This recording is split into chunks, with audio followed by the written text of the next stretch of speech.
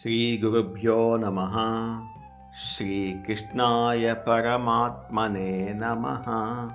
భగవద్గీత మోక్ష సన్యాస యోగంలో ఈరోజు మనం 58, 59 శ్లోకాలను తెలుసుకుందాం. ఇంతకుముందు శ్లోకంలో పనులన్నీ చేస్తూనే మనస్సును నాయందే లగ్నం చేయి అని అన్నాం కదా. అలా మనస్సును భగవంతునిపై లగ్నం చేస్తే ఏమవుతుందో, ఒకవేళ అహంకారంతో భగవంతుని మాట వినకపోతే ఏమవుతుందో, అంటే ధర్మాన్ని ఆచరించకపోతే ఏమవుతుందో ఈ 58వ శ్లోకంలో చెబుతున్నారు. 58వ శ్లోకం. మచ్చిత్త సర్వదుర్గాణి మత్ప్రసాదాత్ తరిష్యసి అథ చేత్వమహంకారాత్ న శ్రోష్యసి వినమ్క్షసి. భగవంతుడు భక్తులకు ఇచ్చే ఒక్క గొప్ప అభయము మరియు అహంకారులకు ఇచ్చే కఠినమైన హెచ్చరిక ఈ శ్లోకంలో కనబడుతుంది. మచ్చిత్తః సర్వదుర్గాణి మత్ప్రసాదాత్ తరిష్యసి. నాయందే మనస్సు లగ్నం చేస్తే సమస్త కష్టాలను, ఆటంకాలను దాటడానికి వీలు కానటువంటి దుర్గమాలను నా అనుగ్రహం వలన దాటగలవు. నా కృపతో కష్టాలన్నీ దాటగలవు. ఈ ప్రాపంచిక జీవితం అనేది ఒక పెద్ద సముద్రం లాంటిది. ఇందులో అనారోగ్యము, అవమానాలు, ఆర్థిక కష్టాలు, బంధువుల మరణము లాంటివి ఎన్నో ఆటంకాలు ఎదురవుతాయి. వీటిని మన స్వశక్తితో, మన తెలివితేటలతో ఎదుర్కోవడం అసాధ్యం. కానీ ఎప్పుడైతే మనిషి తన మనస్సును భగవంతుని పాదాలపై మచ్చిత్తః పెట్టి శరణుజొచ్చుతాడో అప్పుడు భగవంతుని కృప అంటే ప్రసాదం ఒక రక్షణ కవచంలా మారి ఎంత పెద్ద కష్టాలు అయినా సరే సునాయాసంగా దాటేలా చేస్తుంది. అథచేత్వం అహంకారాత్ న శ్రోష్యసి. అలా కాకుండా ఒకవేళ నీవు అహంకారం వలన నా మాట వినకపోతే, కొందరు తమ చదువు, సంపద, అధికారం చూసుకొని నాకు ఎవరి దయ అవసరం లేదు, నా బుద్ధి బలంతోనే నేనే గట్టెక్కుతాను అని అహంకారంతో ఉంటారు.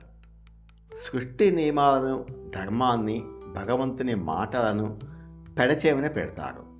కృష్ణుడు అర్జునుడికి ఇక్కడ పరోక్షంగా చెబుతున్నాడు, క్షత్రియుడివి కాబట్టి యుద్ధం చేయమంటున్నాను. ఇది నా మాట, అది ధర్మము. కానీ నాకే అంతా తెలుసు అని అహంకరించి యుద్ధం చేయను అంటే ఏమవుతుందో తెలుసా? వినమ్క్షసి. పూర్తిగా పతనమవుతావు. అహంకారమే పతనానికి మొదటి మెట్టు. ఎప్పుడైతే మనిషి భగవంతుని మార్గదర్శకత్వాన్ని కాదు అనుకొని అహంకారంతో అడుగు ముందుకు వేస్తాడో అతనిలో విచక్షణ నశిస్తుంది. తప్పుడు నిర్ణయాలు తీసుకుంటాడు. చివరకు తన వినాశనాన్ని కొని తెచ్చుకుంటాడు.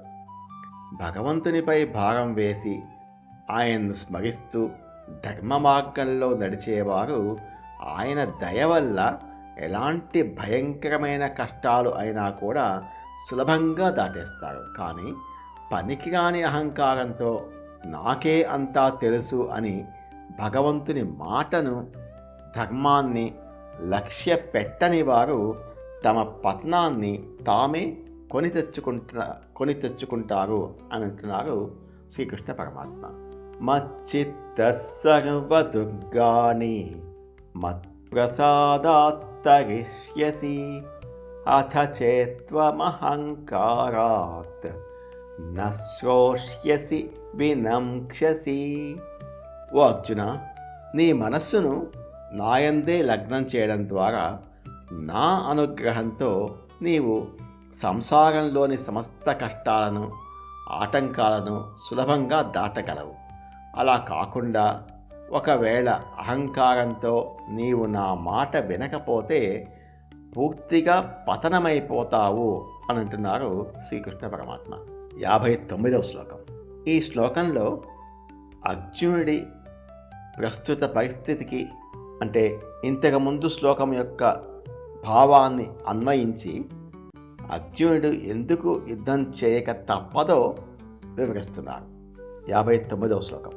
స్వభావజేన కౌంతేయ నిబద్ధస్వేన కర్మణా కర్తుం నేచ్ఛసి యన్మోహాత్ కరిష్యస్య వశోపి తత్.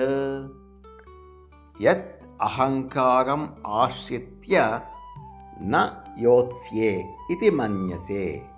ఏ అహంకారాన్ని ఆశ్రయించి నేను యుద్ధము చేయను అని నీవు తలుస్తున్నావో, అహంకారంతో యుద్ధం చేయను అని అంటున్నావో, అర్జునుడు నా బంధువులను చంపుకోలేను, గురువులను ఎదిరించలేను, నేను యుద్ధం చేయను అని అంటున్నాడు. పైకి ఇది చాలా ధర్మబద్ధమైన మాటల, కగనతో చెబుతున్న మాటల్లాగా అనిపిస్తుంది. కానీ కృష్ణుడు దాన్ని అహంకారం అంటున్నాడు. ఎందుకంటే ఇక్కడ అర్జునుడు భగవంతుని నిర్ణయాన్ని, క్షత్రియ ధర్మాన్ని పక్కన పెట్టి కేవలం నా ఇష్టం, నా వాళ్ళు అనే పరిమితమైన అహంకారంతో ఈ నిర్ణయం తీసుకున్నాడు. మిథ్యా ఏషః వ్యవసాయః తే. నీ యొక్క ఈ నిర్ణయము వృధా, అంటే నీ నిర్ణయము నిలబడదు. ఉద్వేగంతో, అహంకారంతో తీసుకునే ఏ నిర్ణయము ఎక్కువ కాలం నిలబడదు. కృష్ణుడు అర్జునుడికి స్పష్టంగా చెప్తున్నాడు, నువ్వు ఇప్పుడు ఆవేశంగా యుద్ధం చేయను అంటున్నావు, కానీ కొద్దిసేపటి తర్వాత నీకే అర్థమవుతుంది నీ నిర్ణయం ఎంత తప్పో. నీ నిర్ణయము వృధా అయిపోతుంది. ప్రకృతి త్వాం నియోక్ష్యతి. నీ స్వభావమే నిన్ను బలవంతంగా ప్రేరేపిస్తుంది, నీ స్వభావమే నిన్ను నడిపిస్తుంది. మనిషి తన మనస్సును ఎంత కంట్రోల్ చేయాలనుకున్నా అతని సహజ గుణాలు లేదా స్వభావం అంటే ప్రకృతి అతన్ని ఊరుకోనివ్వదు.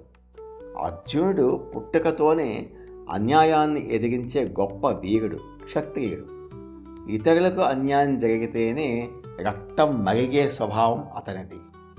అలాంటి వాడు కౌరవులు తన కళ్ళ ముందే ధర్మాన్ని నాశనం చేస్తుంటే, తప్పులు చేస్తుంటే ఆయుధాలు వదిలేసి అడవులకు వెళ్ళి ప్రశాంతంగా ఎలా కూర్చోగలడు? అక్కడ కౌరవులు చేసే రెచ్చగొట్టే పనులకు అతనిలోని క్షత్రియ పౌరుషము మళ్ళీ నిద్రలేస్తుంది. అప్పుడు అసంకల్పితంగానే అతను విల్లు పట్టి యుద్ధంలోకి దూకుతాడు. పరమాత్మ పరోక్షంగా ఏమంటున్నారంటే, నువ్వు అడవులకు వెళ్ళినా నీ స్వభావం నిన్ను ఊరుకోనివ్వదు. రేపు ఎలాగో యుద్ధం చేస్తావు, అదేదో అహంకారంతో కాకుండా నేను చెప్పినట్లుగా ఫలితం మీద ఆశ లేకుండా ఈశ్వరాజ్ఞగా ఇప్పుడు యుద్ధం చెయ్యి, అప్పుడు నీకు పాపం అంటదు అని దారి చూపుతున్నారు. మనకు కేటాయించబడిన కర్తవ్యాన్ని లేదా మన సహజ ధర్మాన్ని తప్పించుకొని మనం ఎక్కడికి పారిపోలేము. మన అహంకారంతో పని మానేసిన మనలోని స్వభావమే మళ్ళీ ఆ పనిని మన చేత బలవంతంగా చేయిస్తుంది. కాబట్టి పారిపోవడం కంటే భగవంతుడికి అర్పణగా మన విధులను మనం నిర్వర్తించడమే ఉత్తమమైన మార్గం. యదహంకారమాశ్రిత్య నయోస్య ఇతి మన్యసే మిథ్యైష వ్యవసాయస్తే ప్రకృతిస్త్వాం నియోక్ష్యతి. ఓ అర్జున, నీవు అహంకారాన్ని ఆశ్రయించి నేను యుద్ధం చేయను అని అనుకుంటున్నావు. కానీ నీ యొక్క ఈ నిశ్చయము, నీ యొక్క ఈ నిర్ణయము వృధా అవుతుంది. ఎందుకంటే నీలోని క్షత్రియ స్వభావమే, నీ ప్రకృతియే నిన్ను బలవంతంగా యుద్ధం చేసేలా ప్రేరేపిస్తుంది అని అంటున్నారు శ్రీకృష్ణ పరమాత్మ. ఓం తత్సత్. నమో భగవతే వాసుదేవాయ. ఏతత్ ఫలం శ్రీకృష్ణార్పణమస్తు. స్వస్తి.